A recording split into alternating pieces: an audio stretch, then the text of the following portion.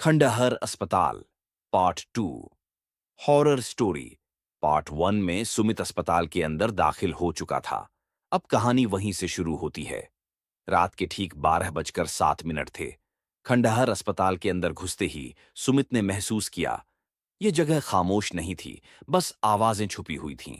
हवा में दवाई और सड़े हुए लोहे की अजीब सी बदबू थी। हर कदम पर फर्श चरमराता, जैसे कोई कह रहा हो, वापस चले जाओ।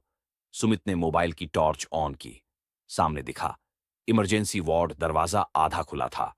जैसे ही उसने दरवाजा धक्का दिया, धड़ाम, पीछे से दरवाजा अपने आप बंद हो गया। सुमित की सांसें तेज हो गईं। अचानक टप टप टप, कहीं से पानी गिरने की आवाज आने लगी। लेकिन जब उसने ऊपर देखा तो वहां कोई पाइप नहीं था। फिर उसकी नजर दीवार पर लगी एक पुरानी स्ट्रेचर पर पड़ी। उस पर कुछ लिखा था, ward number 3 never open.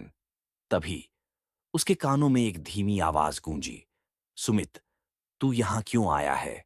Sumit सन्न रह गया। उसने किसी को नहीं बताया था कि वह यहां आएगा। फिर उसका नाम। डर के मारे उसने पीछे मुड़कर देखा, कोई नहीं। लेकिन फर्श पर गीले पैरों के निशान बनते जा रहे थे, जो सीधे उसकी तरफ आ रहे थे। सुमित भागकर सीढ़ियों की ओर दौड़ा। सीढ़ियां नीचे की तरफ जा रही थीं। बेसमेंट, उसने सोचा।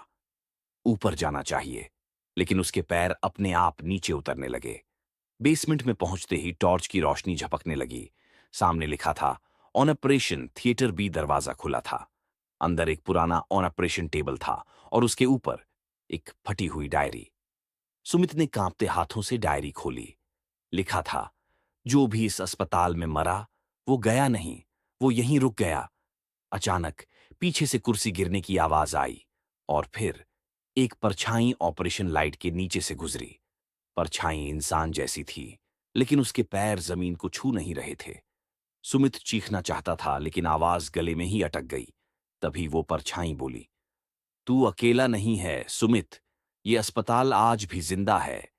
अचानक सारी लाइट बंद हो गई और अंधेरे में सिर्फ एक आवाज, पार्ट 3 में मिलेंगे। E and, part 2।